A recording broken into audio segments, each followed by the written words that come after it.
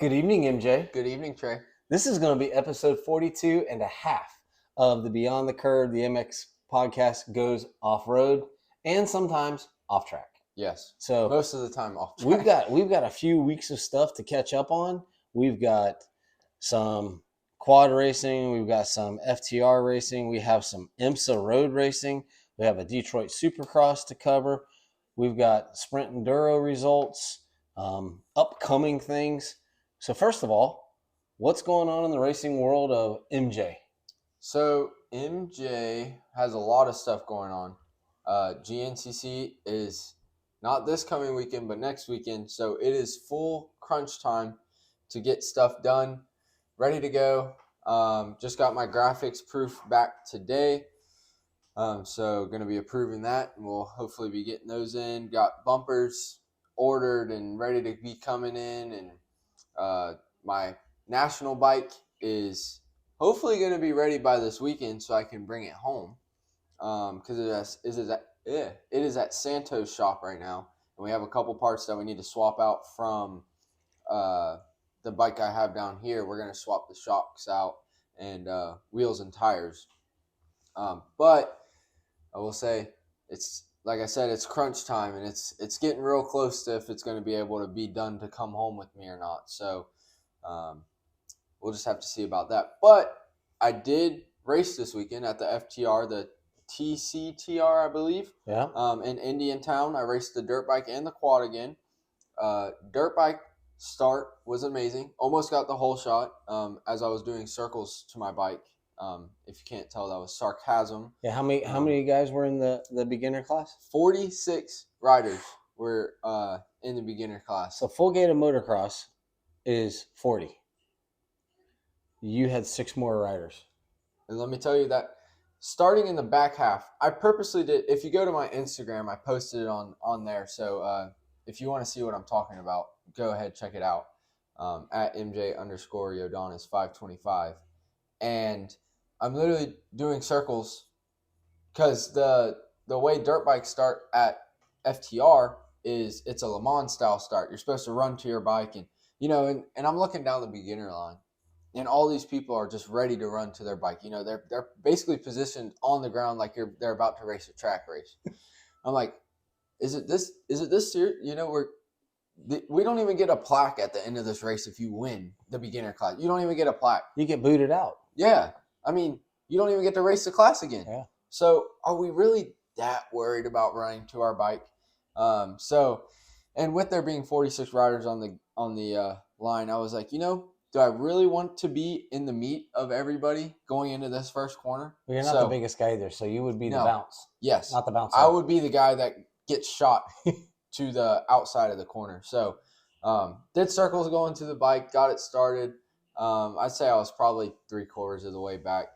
I think I counted.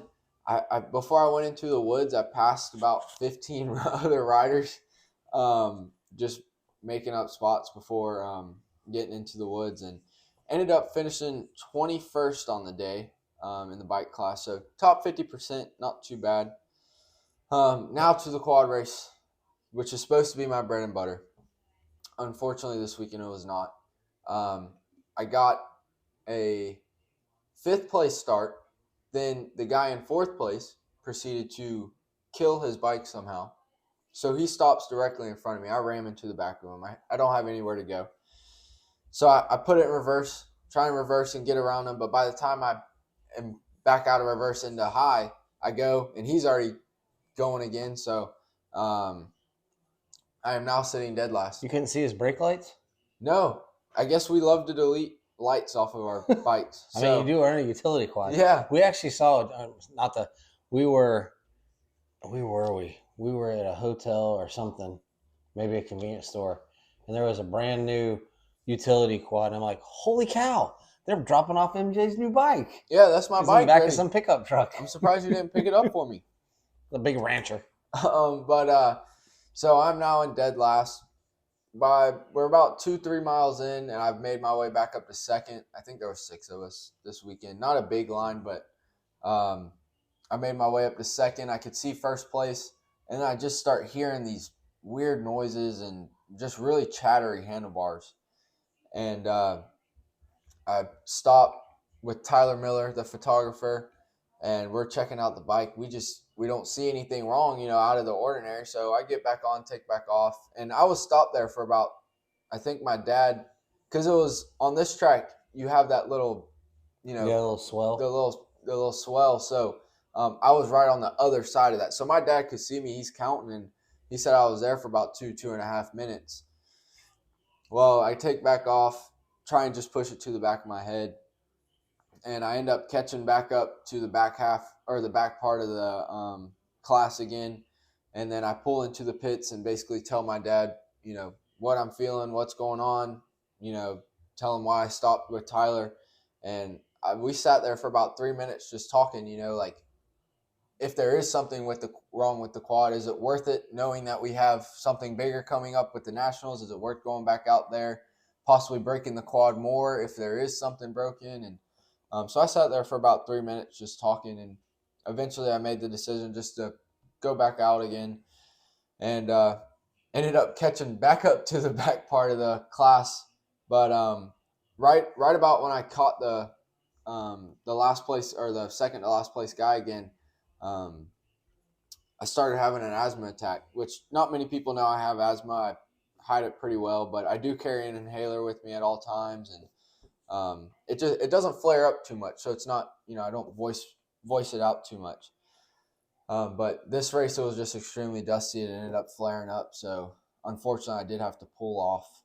But come to find out, we get back to the house Sunday. I'm going to clean the bike, and my sway bar has snapped. My front sway bar has snapped on the right hand side, so which would explain the abnormal chattering and the abnormal noises I was hearing and stuff. So definitely makes me feel good in my head that I'm not crazy, and I'm not just hearing things and feeling things. But yeah, my racing was pretty good. But we can talk about some other people's racing at the FTR if I can get to that page. Yeah, this track is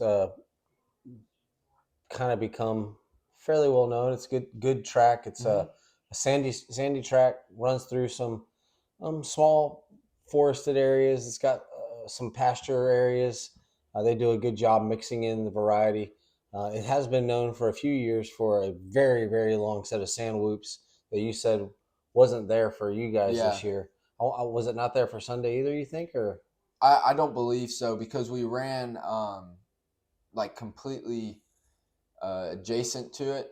So instead of hitting the sand whoops, they ran us in and out of that field over there. Okay. So I do believe that they just decided to take it out. I don't know if it was too much trouble last year, riders getting hurt and crashing, and it's become one of the cooler tracks on the FTR circuit for the year. So well, how many big boys were down this time? So there was only one XE2 guy down. Dylan Walraven was down. He ended up finishing third on the day.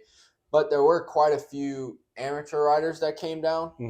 So we can kind of run through it. Brandon Fraser got first by just under 3 minutes against Brody Lee, who I believe is going to either race College A or possibly even XC2 this year. I'm not too sure which class he chose, but he is from Iowa or Indiana, one of those states. It starts with an I, but I don't remember which one out of the two. We got a few choices. So, and then Dylan Walraven, like I already mentioned, he finished third. Rudy Lemus, who is a Florida boy, he finished fourth. But Jordan Berg rounded out the top five, which he's another one of the I do almost 100% believe he is from Iowa. Jordan is. And the last person I see that came from up north is Harrison Lindsay. He's from South Carolina, I believe. He races College A, but that's going to be your top five for the quads. I noticed there's quite a few double A's. Good turnout for the double A's for FTR race. Yeah, so total, well, I will say the stat that I think is pretty cool is the top 12 double A riders, or the top 12 overall, were all double A riders. Typically, you see some A class riders sprinkled in there that have beaten the double A's, or even some B or 30 plus guys are pretty quick as well, because same thing on the bike side. They're double A guys that move down. So that was pretty cool. That stat, there was 106 quad riders that completed a lap. So pretty good turnout, if I do say so myself, for the quad Yeah, not a quad bad. race. Quite a few. Quite a few. 1, 2, 3, 4, 5, 6, 7, 8, 9, 10. So 116 that started, Yeah, and um, about 10 guys didn't finish or did not complete a first lap. So hope they're all okay, yeah. or I the don't bikes are remember okay. any injuries from the race. So I know there was. I can't. It was a pre-mod A guy, um, but it looked like a young kid. By the time I got to him, of course, it was my first lap. He was already loaded up on the. But it was so. I guess it was so bad. They actually brought out red cross flags to slow us down. Yeah, I've had that down there. I've had that once before. We had a gentleman have a medical event, and we actually got rerouted so they could work Attend on to him. him. Yeah, Yeah. So, but by the time I got to him, he was sitting upright in the front seat of the medical mule. So obviously he's not doing too bad if he's not laid out on the yeah. stretcher. But it was in a high speed field section, so I can only imagine what type of crash he had. But talking about pre mod, we can go to the 2 o'clock race and see there. So Corbin Dinkel took the overall win. If I remember correctly, I do believe he is a younger kid. Probably, about what Blake Yaris was when he won his first double A race. So, what was that, 18, 19, 20? If even that. From pictures I've seen of him, he looks pretty young. And then Travis Holfish taking second place, and Paul Dietz taking third, rounding off the podium. But I'd like to make mention of Kyle McAfee finishing 7th overall on an Evo bike, Whew.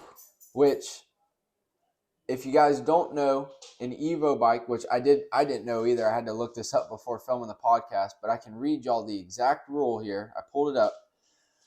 A motorcycle will be considered legal for the Evo class if it is an air-cooled motorcycle, any displacement manufactured prior to 1988, provided it has front and rear drum brakes. And there's no limit on suspension travel. However, modifications must consist of OEM or aftermarket parts that were available prior to 1988. Oof. So that is a rough ride, and that bike probably does not have much power. And they were scooting. Yes, when he lapped me, he flew by me. So now I will say one thing about that 1988. Obviously, I was just a twinkle in somebody's eye at that point. I didn't come along until 17 years later. I would have I have a feeling that parts are probably not too easy to get a hold of. Yeah, those guys. I think half the fun for the pre-mod, the Evo, and the vintage guys. I think it's keeping the bike together and working on it. And I mean, they even have, was it Mid Ohio has this massive vintage bike days where you just go and there's tables of parts, and these guys have these Yes. old bikes, and I think that's part of the fun of them having the bikes is the putting it together. Yeah, and because I'm sure that takes a lot of time, Yeah. and especially the time you probably have more time searching for parts than you do actually working on the yeah, bike. for sure. For sure. But we can jump What's to up, big the guy? Sunday AM. What's up, big guy? Barry McCarty took the win. Justin Moraine took second, and then Sebastian LeBlanc rounded off the podium in third. Hey, bud. And now for the big boys, the Sunday PM race, the pro race, if you want to call it. Jesse Ansley took the win on his Kawasaki. Was he on his 450 or his 250? I don't know. I don't know the answer to that. I would assume if he's racing 250s at GNCC, he would be on his 250, but I could be wrong. Yeah. I wasn't there. So yeah. I didn't get a chance. I wasn't there for that day either. Yeah, I actually was on the way home from a trip. So which we will definitely dive deep into that later. I'm looking here again. We had an A Open guy busting in the top 10. We had Sean Clark in the plus 30 class, Finished and we seventh. have a vet A guy 10th. So the old guy, and what about the A200? Is it Lincoln Biscoff? Lincoln, yeah. A200 in the top 10. Like he starts row 1, 2. He's starting third or fourth row, I think. And at he, that point, and he finished he's eighth timing overall. Up. Yeah, he's timing up and getting up into the top 10. That's pretty good. Like that, you're flying on a 200. That 125 or 200. What's he riding? It's a KTM, So it could be a 200. It could be a 200 or a 150, but he's scooting. Yeah, Scooting. And to only finish, he finished 4 seconds behind Sean Clark. That's not too shabby. Yeah. Because just a year or two ago, Sean Clark was winning AA class. Yeah. So, and then, like you mentioned, Kyle McAfee. I hope I'm pronouncing that right. Kyle, if you ever listen to this podcast and I'm pronouncing that wrong, please tell me. He had a busy weekend. Yeah. Busy weekend. Did he ride the quad this weekend? I don't think so. I saw it there, but I think they were using it as a pit vehicle. But I will say, very good to see him back at the races after his little hiatus that he took for a little bit. I think they missed two rounds. So good to see them back. And then second place overall, Scott Gawler, yeah. And then rounding off the podium was Garrett Edmonston. But yeah, I mean, Jesse just putting on a clinic again. Corbin Dinkle, he finished fourth overall. So he had a good productive weekend. Pretty good weekend. I wonder if it'll show me. No, it doesn't. I was gonna say I wonder if it show me age because I do feel like he is a younger guy. Yeah, representing the gas. As Barsha says, bam bam on gas, go fast. Yeah, I mean just. It took me a second. No, it's funny. You're sitting in the stadium, and I will tell you, like, Supercross pre-race is one of the best. I've been to Indy 500. I've been to IMSA races. I've been to NASCAR. Supercross intros, it's really cool. The voice of God guy. And hailing from Durango, Colorado. Okay, but can we talk about 2 weekends ago, because it's been 2 weeks since we filmed the last podcast. 2 weekends ago, they brought the Ghostbuster car out onto the Supercross track for intros. Yeah, I mean that is badass. That is cool. But Gas, Troy Lee, he's had some interesting sponsors. They've had Atari Hotels. They've had some different stuff. So yeah, and now they had the Ghostbusters movie as a sponsor, and that was the Whole Shot Award. Yeah, which I think their technical sponsor is Sony Pictures, right? And then whenever a new movie comes out, they do that. But any more on we digress. But any more on FTR? Because see, that's where we talk about we go off road and we go off topic. But so there was a national U.S. Sprint Enduro this weekend. Before you go any further, yes. That was the FTR race. The next FTR race is next weekend. Next weekend, the 17th and 18th in Okeechobee, which is hosted by PBTTR, which, if I remember correctly, that track is pretty fun as well. But I'm not good at remembering tracks. Yeah, but it's hit the event flyer real quick because where are we at? I'll go up to the map. See, can I zoom in? Bear with us. Oh, Ruck's Dairy. Oh yeah, that's a cool track. Ruck's Dairy. I don't remember which one that is. You know where the sod farm is? You pass the sod farm, and as soon as you pass the sod farm, the one with the big old gates on it, and you turn down, and you go over the little canal. Yes. And the track. That's this track? Yeah. Okay. It's a cool track. They have the little swampy area field, and then they go out into the. Like you race under stuff, like the overhang stuff. Yeah, you race that is a good track. Man, I'm a little upset that I'm missing that. Well, that's the next track, though. We did click on the event flyer to check it out, and I just want to say, check this out. Selected classes will receive Whole Shot Awards from our sponsors. Oh, cool. So that is pretty cool. It does not mention what classes I guess they are, but I mean, guys, if you got a free weekend and you're in the Florida area, $20 per car to get in. Pee-wee entry fees, $35 post entry, and then for the adult race, All others are $70 post entry. If you're pre-entry, it's $5 cheaper. Which I would highly recommend pre-entering because those lines are very long at FTR. Yeah, it's good. And the FTR series is really doing a bang-up job. They're getting good food vendors in. Vendor row, last one I went down to in Punta Gorda, there was a good vendors row. There are some good food choices. Tracks are what the tracks are, but the crews are really doing a good job on the races. So FTR talk right now. Want to give a shout out to one of my racing mentors, Jason Crowley. Just had a birthday. He's getting old. He's right there getting ready for senior or super senior. I think he turned 39, I think. 39? I think so, yeah. So he raced this weekend, and he's been doing some testing on a new bike he has out here the past couple of days, or the past week. And it's good seeing him on the bike. And happy birthday, old man. I can say that because you are getting older. And I can't say that because he beat me up if I said that. And hopefully we'll see you at the next round in Okeechobee, because I actually won't be traveling that weekend, so might run down there, and while you're up at the GNCC, we'll go check out some the good stuff FTR to talk race. about. And talking about the vendors, shout out to Scooters Shark Shack. Is that? Yeah, I think it's Shark Shack. Got all registered up, and I passed there, and I was like, man, that smells good. And I hadn't eaten breakfast yet.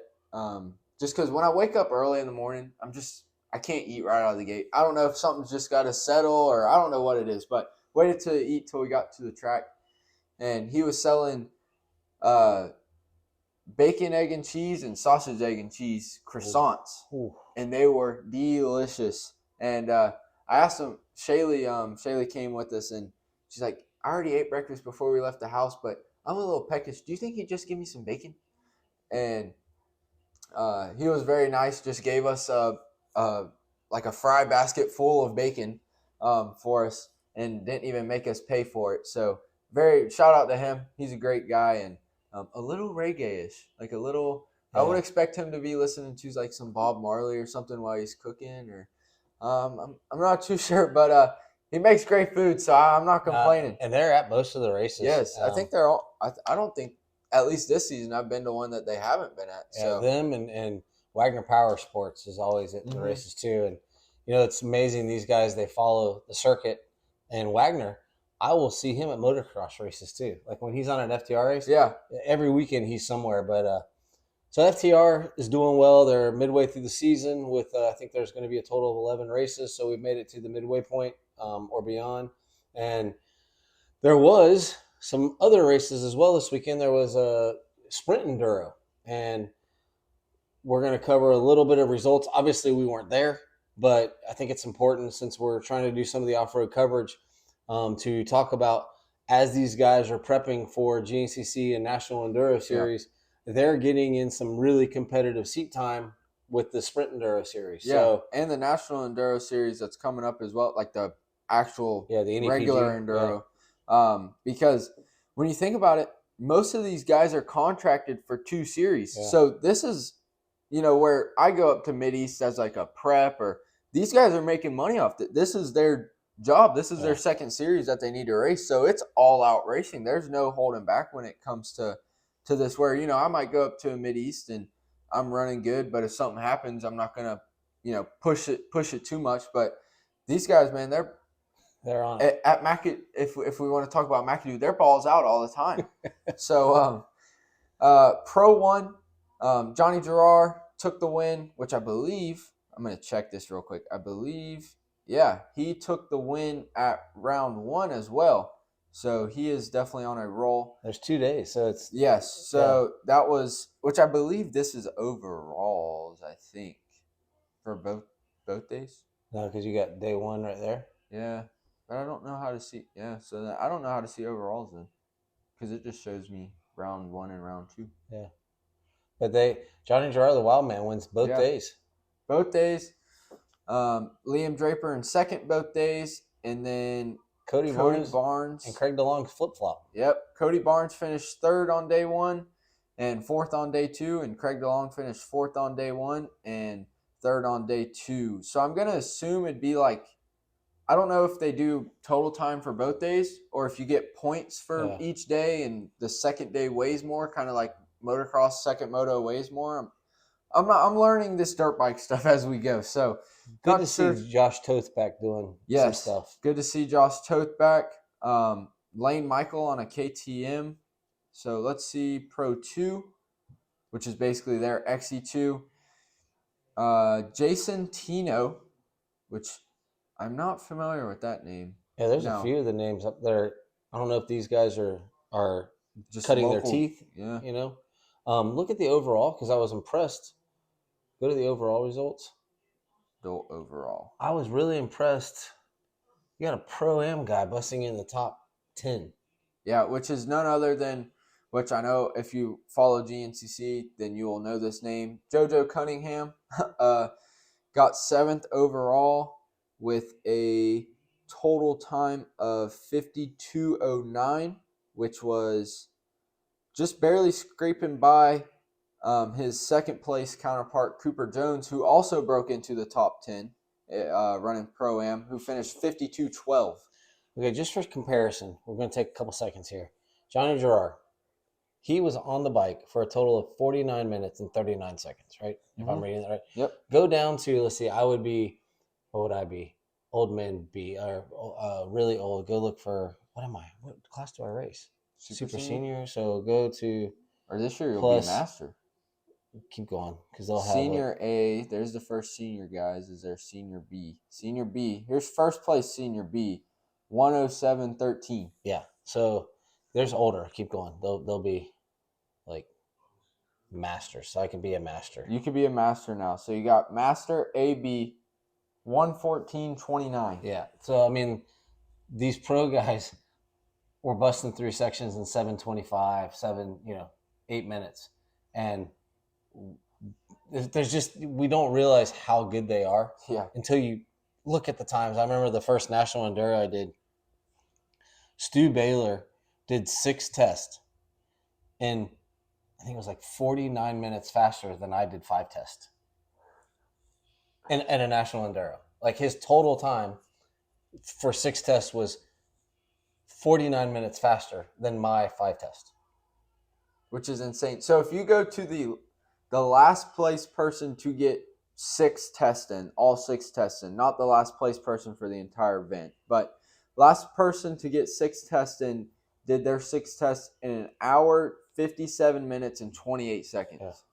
So that is over an hour faster than... Yeah, slower than slower than Gerard, the wild man, did his. So not too shabby from Johnny, but just to put it into perspective for us people who think that we can hang with those type guys. Yeah. So, so I guess I'm just going to have to figure out how to figure out overall placement. When is their next round? So their next round is going to be... Round 3. Round 3. I don't know if it... Oh, it won't show it. It won't show it. Let's see if I can find their next round.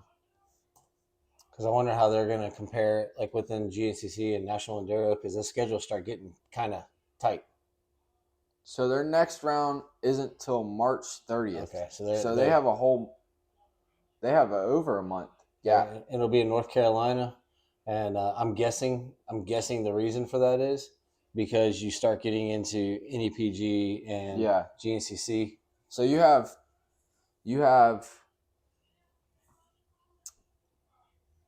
Big Buck, which starts February 17th, and then there's a Mid-East the week after Big Buck, and then you have Hogwaller March 2nd, then you have the General a week after March 8th, and then you have a Mid-East in between those two, and also a FTR, I believe.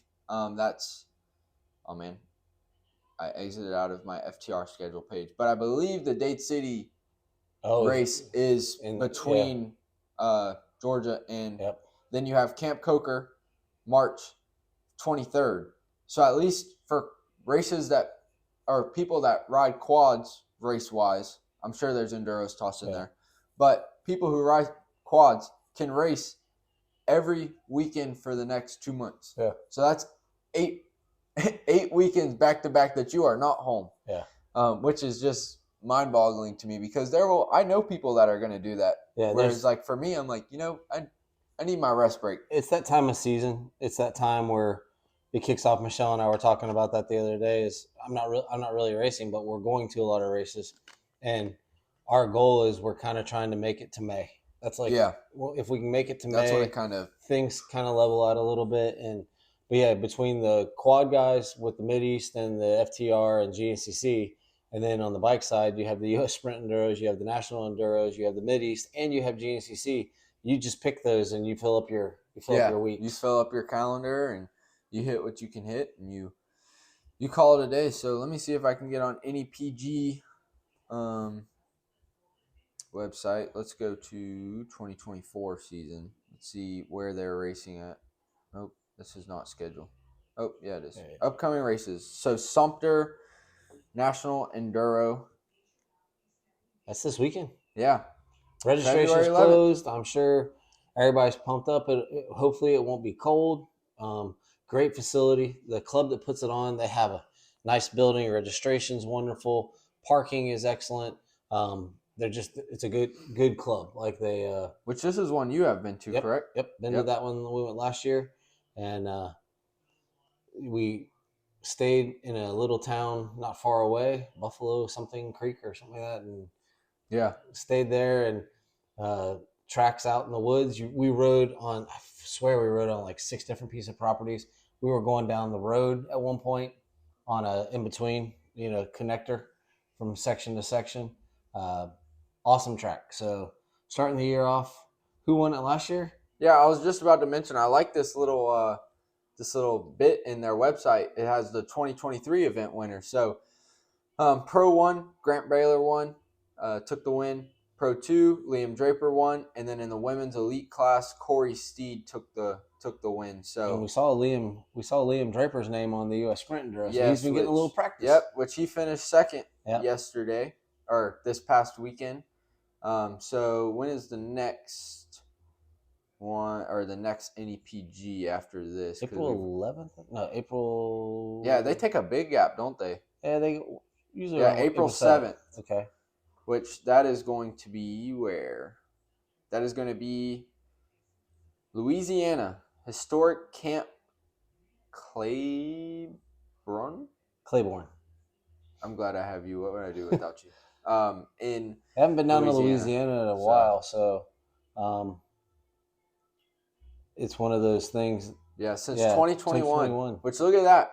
You have Pro 1, Stu Baylor took the win, and then our guy, Jesse Ansley, took the win in Pro 2, and then Women's Elite, Shelby Turner. So this is the first time this event has been there in 3 years. So yeah, so that'll be interesting for them to be back at that.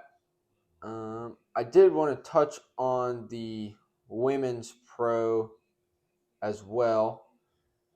So Brandy Richards took the win at the U.S. Sprint Enduro. Corey Steed took second, and Rachel Goodish took third. So what is SCO? Jordan Jarvis? Isn't that wasn't she trying to make it in motocross? Let's look her up. At some point, the name sounds. The familiar. name does sound very familiar. Jordan Jarvis. I thought she was a. This is where the naivety comes from. Yeah, it looks like based on her page, she was trying to do motocross, but now it looks like she has signed on with the AmPro Yamaha team. Oh, sweet! So now she will be racing, I guess, off road now. She was a fast young lady. I remember she was a fast young lady in motocross. The name sounded familiar to me. Yeah, the name sounded familiar to me as well. And I just like this class. The Pro Electric class, Trevor Jones took the win. He was the only entrant, but looks like he was running a Stark Vard. Oh. And he was only 11 minutes behind. 11 minutes behind, gosh dang it. Gerard. So, yeah. I wonder how that works though, because he had to change batteries. I'm guessing, right? I would assume if you want the And I don't know enough about the electric bikes if they're full power until they're dead, Yeah. or if they slowly start to lose power as their battery dies. Because I know, like, just a little work knowledge, like the impact gun I use at work, it is full power until that battery is dead. So I don't know if it would work the same way, or if as your battery depletes, like, would he change batteries Yeah. after every test to make sure he, It's is got to be getting full weird too, power? though. Can you imagine like being on? Like it's bad enough when guys come up behind you in the woods and they wah wah wah. How does an electric bike get your attention? Because it's like He's got to have a horn or something, you think, right? Yeah, you or gotta maybe, or maybe he's got a loud whistle. Because I got whistled at last at Munden Hill during the dirt bike race. There was a pre-mod guy. He whistled at me, and I like heard it very with clear his mouth, or do he with have his a whistle? with his mouth. But it was one of those like very loud, high pitched, like, Dude, I don't think I could do that while I was riding. no. I can barely whistle when I got to whistle for the I dogs. can barely get my mouth closed to breathe in my nose, like, much less close Trying to it get out and of- trying to whistle. Yeah, that wouldn't work. No. And like it was one of those, like, when people put their hand up here and Yeah. mess with their lip and get it to sound really loud. It was like one of those. So I don't know if he put his hand in his helmet when he came up behind me or what. As you prep for the start of the GNCC series this year, have you kind of scouted out? Do you know who's in your class, how many guys you're going to have? Because you're bumping up to the A this year. So do you know how many guys you have? Honestly, no. I actually try and distance myself from that a little bit. Just because I've learned what works for me, and what works for me is doing my own thing. And we'll see how it all goes down at round one, and we'll see who worked the hardest over the off season, and who came out ready to swing. So I know of one person, or I know of two people that moved up from my class along with me. Whether they are still racing at this point, I don't know or not, because I know one of them graduated high school and I believe is going off to college, and the other one is a grown adult man, and I don't know anything about him, but just other than seeing him at the races. But so there's going to be two I know of that moved up from my class, and then the top two riders, first and second place from last year in 4x4A, are moving up to pro class this year. So I think it'll be a good year. I think it'll be a very competitive year. I think we're all, if everybody moved up from B class, who I think moved up from B class, I think it's going to be a lot of close battles this year, because we were all relatively close in speed last year. So if we all progress the same over the off season, then I think it's going to be a really good year of racing. So you used to start a certain line. How much further up are you this year from the start procedure? Exact road, I couldn't tell you unless I looked it up. But I am quite a bit further up. Like when I was racing B class, it was very odd for me to get, if the race ran long and we got a fifth lap, it was very off character for me to be able to get that fifth lap. However, at Ironman, when I moved up to A class, we ran 5 laps, and it was a breeze to get the fifth lap. So it is quite a bit further up, and a lot less traffic that I have to work through. Yeah, I was going to say you're just basically avoid some lines. Yeah, so I know I'm in front of the women's class, which is usually a very big line that we have to work through, and then a couple age classes, I think like 45 plus and 40 plus or something like that. We start in front of as well now. So I mean, of course, we still have both pro classes. I think they changed the name to like Schoolboy Elite this year or something like that. It used to be Schoolboy Senior. They start in front of us, and then I want to say maybe 2 more lines in front of us, so we might be row 6 or row 5, somewhere in there. So a lot less traffic that we have to go through. So just catch it on the back end now. Yeah, now we just catch the lappers. Yeah, instead of being the lapper, we catch the lappers. Yeah, so. There's pluses and minuses, but at least you'll get more likely to get your first lap will be clear. Yes, maybe halfway through the second lap will be clear. So, very cool. Well, the racing is pretty much it's going. Like there is racing going, and the season in Florida is, I don't care if it's dirt bikes, late model stock cars, road racing, IMSA, IndyCar. I don't care. There is. I know NASCAR was just doing their Busch Clash out in California, but all those haulers are heading back to Carolina and other places to get ready for Speed Weeks because Speed Week starts. And guess what happens in Florida when Speed Week starts? You got sprint cars, late models, dirt, pavement, and it's like 10 days of racing. And if you live in Florida, you will see hauler after hauler, toter home. You'll see trailers, utility trailers. You'll see, and it's just guys come down here because guess what? It's warm. Yeah, it's warm. I mean, even little old Auburndale's getting in on the action. Yeah. They started racing tonight. They're having a showdown race that they're racing from Wednesday to Friday, really? And then Auburndale's hosting their series Saturday night. So even little old Auburndale Speedway's getting in on the action. They're gonna have a busy week. I know we're motorcycle centric, but we become. They had racing at Sebring last weekend. They're testing. I know we'll get into a little bit, but the team I worked for last weekend, one of their truck drivers, they literally went back to Carolina, had to fix both cars. They were coming down to test. He was then driving for another team for 6 days after that test because they were testing somewhere else. So like the state of Florida becomes racing central. Yeah. Whether that is motorcycles, for goodness sakes, they're doing 3 days at the very beginning, end of February, very beginning of March, of arena cross in Daytona. On top of the Ricky Carmichael racing and the quad supercross and the GNCC, and Dade City started their series this weekend for their 40-something year of racing. So it's time. It's like it's busy right now. And last weekend, since our last podcast, I've had 2 incredible weekends. I had the opportunity to work for Vassar Sullivan, which is the factory Toyota Lexus team in IMSA.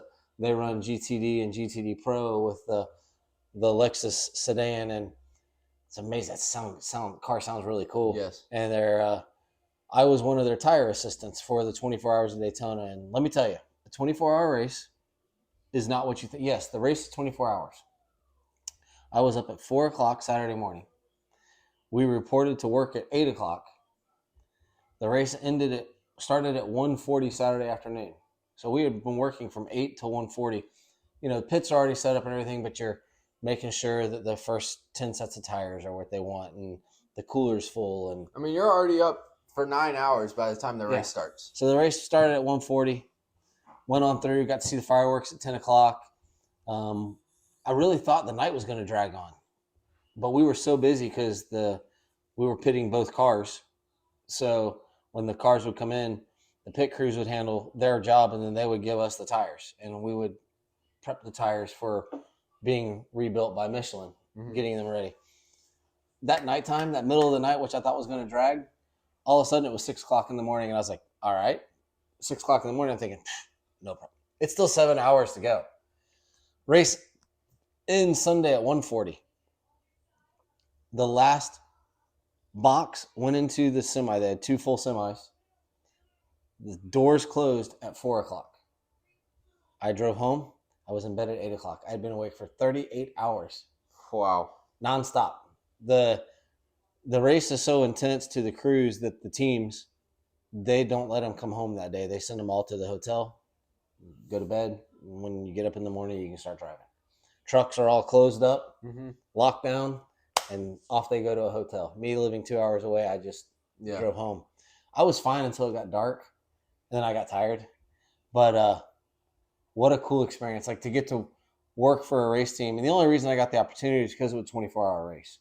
They don't need assistance for the short races. Yeah. They can handle everything, but really it's amazing watching these. I learned a lot that I want to bring to some of my motocross experience, like responsibilities, jobs, looks of pits, what you can offer, the just the professionalism. It was really astonishing. So that's the reason I'm wearing the hat tonight, and is in honor of them allowing me to work as a credential member on the pit crew. It wasn't like a fantasy camp. I was Yeah. literally working. Came home. Michelle and I busted tail through Wednesday. I woke up Monday, a little groggy. I'm not gonna lie. We worked Monday through Wednesday. Thursday morning, we were on the road to Detroit because the rider we're helping this year, Rylan Munson, was trying to qualify for his first 450 Supercross. He used to ride 250. Late this year or late last year, I'm talking late, like November, December. Yeah. He decided he was going to ride a 450. He's a big boy. Yeah. I don't mean big boy. I mean big boy. Tall. And just economically, it was going to be more feasible for him to ride a 450 than a 250. Maintenance at that level is tough. So we've jumped in and we kind of offer assistance to him. And so Michelle and I hopped in the Gladiator and took off to Detroit. Got to see what it's like to be a privateer at a Supercross. And what we all see, whether you go to a Supercross and you're sitting in the stands or you watch it on Peacock, being a privateer, Ford Field is beautiful, by the way. If you ever get a chance to go to a domed race, it was kind of cool. Field is gorgeous. By the way, the Comerica, the baseball stadium. So imagine this is the road. We were driving around, waiting for Rylan to get situated on Friday. So we're driving around downtown Detroit, which, by the way, I would love to walk around. Like, it was a cool city. Like, it was really cool. Yeah, it was a cool city. I felt very secure there. Even though everybody says it's not. Yeah. And I guess it could be. Like, I would maybe, but I don't want to walk around Lake Wales at night. I mean, Agreed. So I just, but during the day, man, it was cool. Like, everything's kind of in a circle. But the baseball, so we're driving down the road, and the stadium is right there. And you look through the gates, and the stadium is about 2 levels down. So you're driving on the road, you're looking through the gates, and you can look down into the field. And I was like, oh, that was so cool. That is pretty cool. But Comerica Park and Ford Field are literally there. Here's Ford Field, here's Comerica Park, and there's a road in between them. And lots of restaurants, cool hotels. But so back to the privateer life, it was 28 to 35 degrees while we were there. Golly, and I when the do that. When the wind wasn't blowing, it was wonderful. But the wind blew a lot. Yeah. There was still snow piled up. They must have had a big snow a while. Yeah. There was still snow piled up. And of course, being Florida people, Michelle and I snapped a selfie. I'm surprised I didn't see you throw snowballs at each other. I think it was more like ice at that point. Yeah. But, so the stadium, all the factory rigs are parked. They have them like parked in areas together. And all the factory guys were working out of the back of their rigs. Kawasaki had a wonderful heater system set up, and every time we'd walk by, we'd kind of like get a little bit of the heat flow.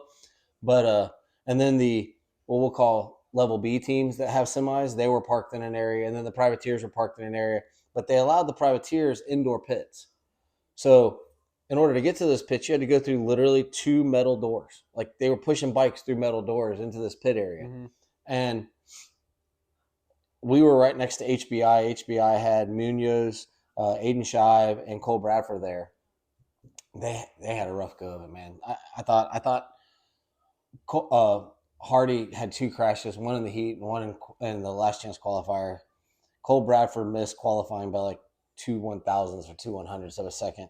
Aiden Shive qualified in, and then was in qualifying position, got shuffled back, and then just had a rough go of it in the last chance. And it's like, you go up there and you're like, I have one rider, and he struggled. I mean, he struggled. He's got some work he needs to do.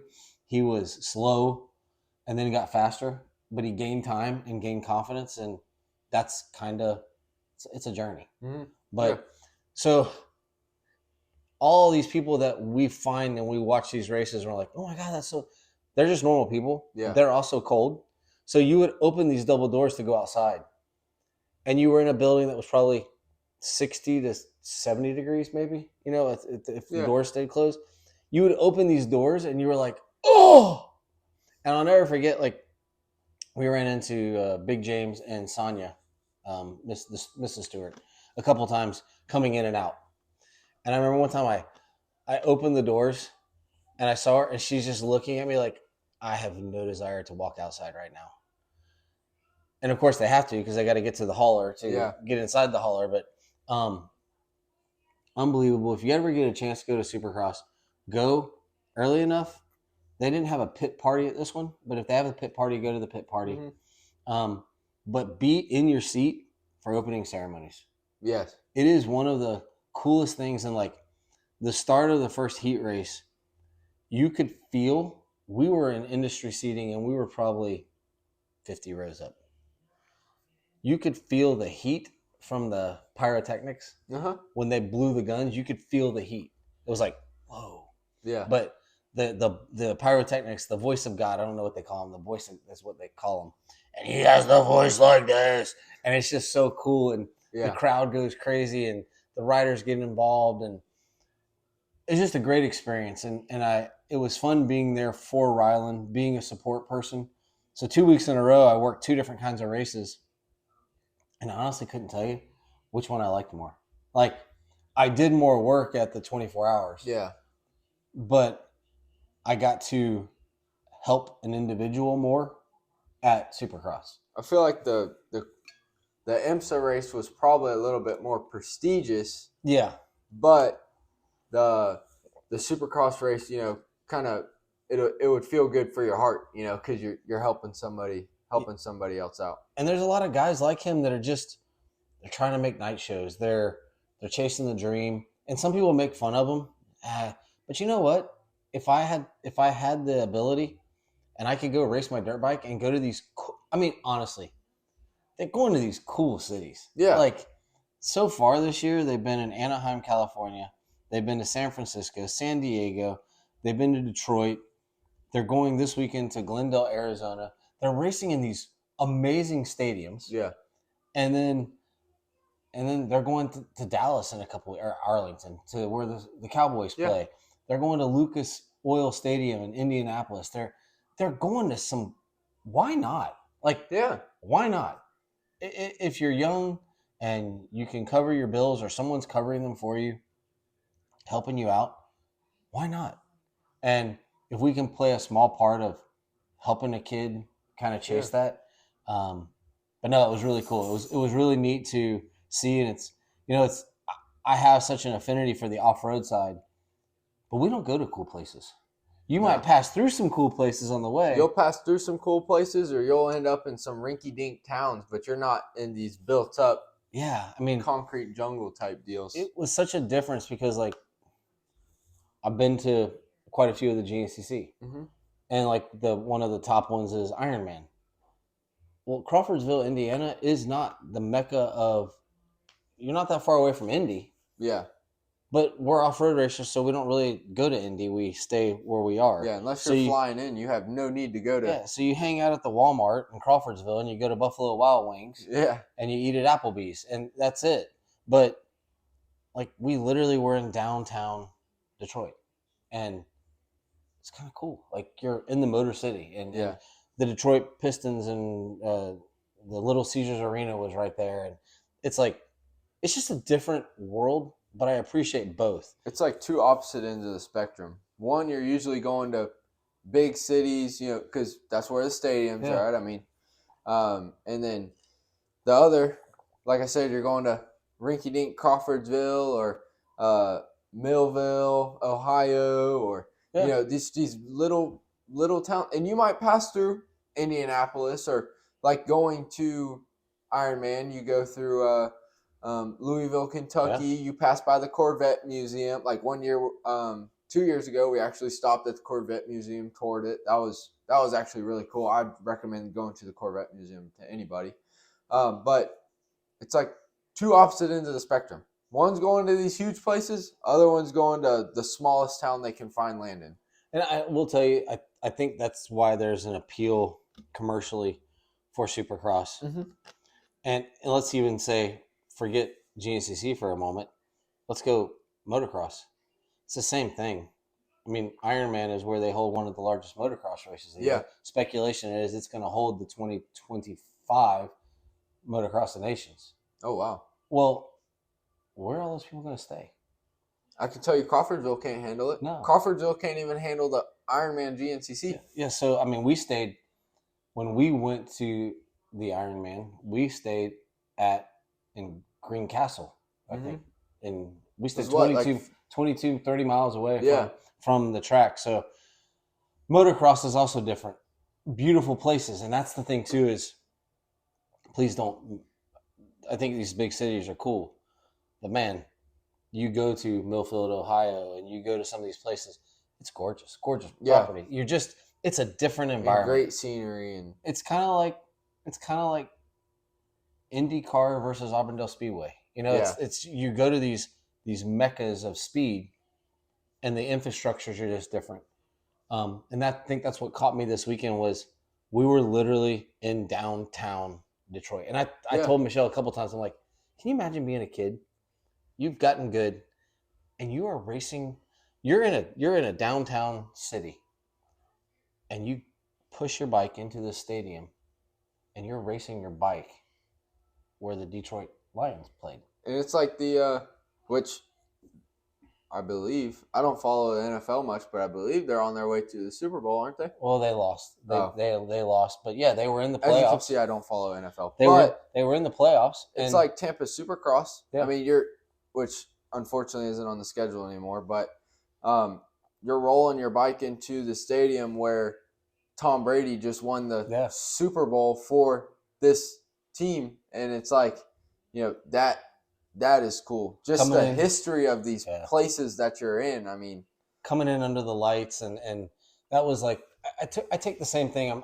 I get emotional when it comes to the racing stuff because like IMSA, all the teams line up before the start of the race. The fans are out walking around the cars.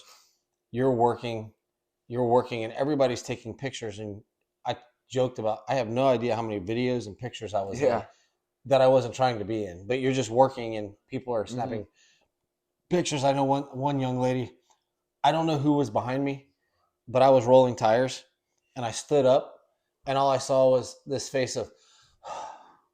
So I don't know whose picture I photobombed, but whatever she was trying to get, I ruined it, not on purpose, but just. Oh man! And then you go to Supercross and the lights come out. They have the ladies singing the national anthem. Fireworks go off. The lights come on. It's that. The atmosphere. The atmosphere. GNCC does a really good job of the kind of doing the prep and the start with the meat wagon now they have. Yeah. And honestly, I think that's the best you can do. It's just you can never do what they can replicate inside the stadiums. And motocross, same way. They can't do what they. I mean, you can have your fireworks. Like I think at Ironman this last year, they had fireworks after the national anthem and stuff. But it's in the middle of the day. It's light outside. All you're hearing is the pop. You're not hearing or you're not seeing the lights. But like you said, you can't replicate it. And I think Feld has done a very good job at that. I mean, they've always done the pyrotechnics and that stuff. But I mean, Feld is not I might say this wrong, but they're not a governing sanction like motocross or supercross jive. Like their background is an entertainment company. Disney on Ice, Marvel superheroes, monster trucks. Yeah, I mean they're an entertainment company, and I believe that they've been able to bring a lot more people to the sport. Maybe they don't ride, but they at least tune into Supercross on Saturday night because they see it and they're like, oh man, this is cool stuff. I want to keep watching this. Yeah, and they run a pretty tight show. It's pretty cool. But that being said, I've had a lot of fun in the big boy sports world the past couple of weeks. Playing assistant for a race team, playing team manager / servicer of, hey, do you need water? What can we help you with? He had a mechanic, so I didn't have to. Yeah, you don't want me wrenching, but I didn't have to wrench. And then I get a couple weeks break, but there's a big moment coming up. We'll have some podcasts before, but I'm really going back to the roots, and I'm going to be team manager for a day when the GNCC in Florida. So, yes. So I'm going to literally have covered the spectrum of sports here. cars, quads, dirt bikes. Yeah, in I mean, all what else different are we forms. missing? So I feel like I just need to like do some bandolero racings for somebody, and I'll have it covered. I mean, you'll be managing everybody. Now we just have to get you to race all of these races. Now you have to race a car, you have to race a dirt bike, and now you got to race a quad. Yeah, I mean, and it's I have just raced full a quad circle. one time, and I was lied to. I was lied to. I'm going to tell you, my brother-in-law was like, man, you can hit trees, they will fall over. I hit a tree, and the tree did not fall over. I fell over, but the tree did not fall over. Just ask Bryce about how trees don't move at the Munnon Hill track. He hit one pretty good, and the way that they had described it to me is, he just hit the tree. Well, I'm watching the GoPro, and he hits the tree, and next thing I know, I just see body flipping over the over the GoPro because he's got the GoPro mounted on the handlebars. And next thing I see him is just flipping over the handlebars, and I'm like, dude, you didn't just hit that tree, you crashed, like you ate crap. And welcome to the Big Boy Show. Yeah. Like you will have many more of those throughout if you keep this up. Yeah, I raced the quad one time, so I'm good. I've done the go-kart racing. Right now I'm more in the trying to help others achieve goals, but it's been fun. It's been a fun couple weeks. I know we had a couple weeks off. You're going to do Mid-East next week or this weekend? That's the goal. Okay. I'm not 100% sure if we're going to go up yet or not, just due to if the bike isn't done. That's the main reason why we're going up there. Of course, we want seat time, but I can get seat time here in Florida and save the time and money to travel up there if the bike isn't going to be done. So, and also just a matter of this sway bar, if we can get one fixed in time. I believe DeRisi has one sitting at the shop, so they might be able to bring that to the race, and we'll slap it on. But before we end this thing up, I just want to say, not to get everybody's hopes up, but we might be having a special guest come on here soon. That special guest being Jesse Ansley. So we're starting to go back and forth a little bit more about refining some of the details on when we can get him on. But I think it'd be pretty cool to have him as a regular every once in a while, especially now that GNCC season's coming in full swing. Maybe every other race or something, we have him come on for a little section, and he can 15-20 minutes he can tell us on how stuff is going. But obviously that first podcast he's on, it'll be a full interview type deal. And I'd love to have him on if we could somehow work it after the first GNCC, kind of going through his bike change, the prep, 450 to 250, his trip to Panama that he does every year. That was cool. What that's about, because I think they do some good stuff while they're there as well. And now that his first national event would be over with, he can give us a rundown on how it went and how he's feeling on everything. Kind of catch up, and because I remember him when he was a little guy and battling and on the mini bikes, and there was like three of them that were just rippers at the time. But now he's a grown man and built his own program. So and as I've said publicly, I think he's kind of at a crossroads in his racing career, and I'd love to sit down and talk to him about it, and it'd be kind of fun. It would be nice to have an interview set up, but we still have to get Brandon Fraser on at some point. Yes, I know that they have a pretty big media presence, and we'd probably have to go through his media department, his dad, and get that set up. But I think it'd be cool to sit down with him and talk about being a pro 4x4 quad guy and that transition. Yeah, because he's very local. We could probably work an in-person thing out there. So we got some things now that we're kind of getting into the season, and it won't just be MJ and I all the time, but we have a lot to talk about. Yeah. If he races this weekend, we'll have a podcast. If he doesn't race this weekend, we won't have a podcast. So if one way or the other, there will be one in 2 weeks for sure. Yes, so, absolutely. If not next week, definitely after the first round of the GNCC and the next FTR round. So, and we'll catch up on what happened at the NEPG and the Mid-East, and we'll cover it all. But we went off the rails a little bit with my racing ventures. By the way, before we leave, we are through Detroit. What do you think of the 450 class so far and the intro of the 250s? Well, I say we'll start with the 250s first because there's really not too much to talk about. As in, you can't really base anything off of Yeah. this weekend because of the crap show that the start was, which I don't think it was anybody's fault. I think it was just a massive racing incident. Yeah. I mean, because no one is on purpose turning dead right at a left-hand Yeah. 90-degree corner. And if we slowed down the video, if you look at it, it looks like just unfortunately trying to squeeze into that left-hand corner, somebody got pinched or their bars got jumped and it bounced. It just caused everybody to slide to the right and unfortunately took out a lot of major title contenders.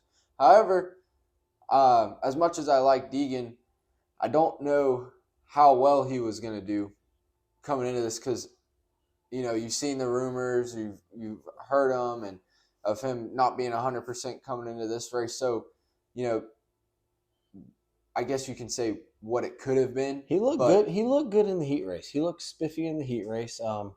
Being there and watching it in person, it looked pretty solid. So I don't know, but we did lose a couple contenders. Like there's some guys that, with as short as their series is, it's going to be hard to. In order for them to even be in contention, they would basically have to win out. Yeah. And Anstey looked good. Fortner. I mean, we bumped into Ryan Hughes, not dropping names, literally bumped into him as we were trying to park. And I was like, why is Ryan Hughes here? And then it hit me. Oh, wait, he works with Fortner now. Yeah. Fortner sounded different. He looked different. He looked safe. There were some moments that in the past he just probably would have not made a mistake, but bobbled more. And he just kind of looked controlled. And plus, it also looks easy. When you get 2 hole shots, it kind of looks easy, you know? Yeah. And there was some good racing, but I think we lost a few We have now guys that can be disruptors. Mm-hmm. May not be in it for the championship, but Yeah. they can be disruptors. Absolutely. And I mean, so we don't know. Big ups Daxton Bennick, right? 3rd place on his first debut race. I mean, that's pretty legit. Now he was aided in, you know, multiple people crashing out, but you know, that's racing. If you can't stay up, you can't stay up, and people are going to take your place. There's a guy on the Ty Lube team, and I have the results. He looked good in his heat race. Brand new. He out-qualified Romano, who's on a star bike, and then went out and top 15 first round rookie, straight up, like not one of the higher touted rookies. But no, it's good. Real quick aside, we were sitting in industry seating, and right in front of us during the last chance qualifier was some Triumph guys. I don't know if they were execs or whatever. One of them had a walkie-talkie, and they're talking. And Evan Ferry got the lead in the last chance qualifier. And by the way, the Triumph bikes look pretty good. The Renan gear looks pretty cool. Mm-hmm. It's a nice, it's a good look. It's a good look. And by the way, I hope Evan Ferry is okay because that was one hell of a massive hit. He deflected off the pad, which I'm sure aided a little bit, but man, he hit that wall so hard, the concrete wall. I wish he would have had a shout out Fly. I wish he would have had a Formula S helmet on because to know the amount of G's that helmet took in that hit would have been very cool. Because he was to see. He was the bottom bun of all the meat coming. Yes, he was the new double Big Mac. Yes, basically, and he was the very bottom bun, but he was leading, and there was a little triple that led onto the horseshoe arcing start straight, and he clipped it a couple times, just bobbled. You know, those guys bobble a lot. Yeah. The guy sitting in front of us, I don't know who he is, don't know what he was. Every time he'd clip it, and then you could see like it was getting to like the last lap. There was 30 seconds left, and came around. There's 2 laps left, and you could see the tension in these 4 gentlemen. It was a last chance qualifier, but they wanted both bikes in the main, so badly. Now to have it happen like it did, congratulations, Jalik Swole getting 6th. That's not bad. That says right now that bike's not bad. Yeah, that bike's not. And I understand, same thing with the crash and stuff, but he was there, he rode good. But when Evan took the checkered flag and won that. They all jumped up, and it was like all you could say was like, "Man, congratulations!" Like, Yeah. thank you. And they were flying out to go like because he. The funny thing is I felt bad for the 250s because they did 450s first, but the 250 LCQ was last. Those guys finished and immediately just went to the gate. The guys that qualified in, they didn't even leave. They just went set on the line and got ready to start. So I don't know where those guys were going. I don't know if they came back. I didn't really pay attention, but it was just funny because they were so excited to win the LCQ, this brand new manufacturer. And by the way, the Triumph rig, if you get the chance to see the rig, it is jet black, shiny as can be, and all their yellow marker lights, they have extra amount of yellow marker lights, and they beam down onto the that trailer cool. Looks sweet. It was like really gorgeous. But Mike Brown is our team manager, and I'm still trying to track this down. Apparently, the heat race, we missed the second heat race. Mm-hmm. We were loading Rylan out so he could get back on the road. And something must have happened between Pierce Brown and a Triumph rider. I'm not sure. I missed that one. I didn't get a chance to see it. Because Mike Brown, it's too cold. So people literally left the stadium and were walking to their trailers. Mike Brown had some choice words for Pierce Brown as Pierce Brown was riding by. And, of course, Pierce Brown did not stop. This and Mike is Brown the did not stop. event that you saw or that they're talking about. Oh, wow. Oh. Yeah, that's so he just teed him up. Yeah, pretty much. Oh, okay. I remember seeing something about a Triumph rider being just ejected off the track. And, oh, yeah. Okay. I was like, man, I think it was a gas that took him out while you were saying that, and it made me so Pierce Brown was spoken to in a not nice tone by Mike Brown. They're not related. And I found out that Mike Brown is the team manager. That was news to me, too. I had no idea that he had moved to Triumph. Yeah. Because he's had a long relationship with Husqvarna, KTM. Yeah. And he's now with Triumph. And it was funny being in that dynamic of being there. We were when Colin Park was injured, and there was another guy, I can't remember his name. He was at the medical area, and they were working on Jeremy.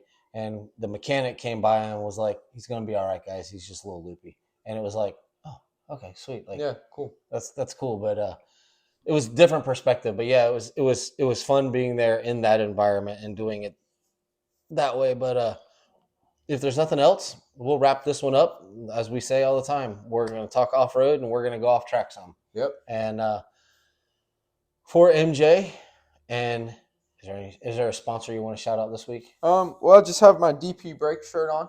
Okay. It is DP brakes and clutches. Now I'm on a 4x4, which is a CVT, so there's no clutch there. But DP brakes and clutches, they pretty much any brakes that you need, brakes or rotors. They're very heavily involved in, I'm going to call it MotoGP, but I don't think they sponsor any actual MotoGP teams, but motorcycle road racing. And obviously they're very heavy into the GNCC, especially on the ATV side. But I do know they do sponsor some factory motorcycle teams as well. So just shout out DP Brakes. If you need anything from them, make sure you contact Larry Mills. He's basically the guy for DP. So, yeah, that's who I got for today. Well, I don't have any sponsors. So I'm going to give a shout out to the Vassar Sullivan racing team for giving me the opportunity to work with them. That was awesome. It was, if you were a child, it would have been a childhood dream. I didn't know that was a dream of mine, but it was cool. I would have loved to do it. And also want to give a shout out to Rylan Munson for allowing us to, it's going to sound weird since we're the ones helping him, but for allowing us the opportunity to get into the backside of the sport. And I also want to thank my wife, Michelle, for making all that possible with Michelle and Trey Real Estate. And last but not least, happy birthday, Jason. Enjoy your last year in your 30s because officially you will be an old man. Even though you act like it sometimes, you will officially be an old man next year at this time. So enjoy this last year of youth. And for MJ Adonis, I am Trey Heath. This is the Beyond the Curve, the MX podcast goes off-road and off-track. And we will see you in 1 or 2 weeks. Bye-bye. Bye-bye.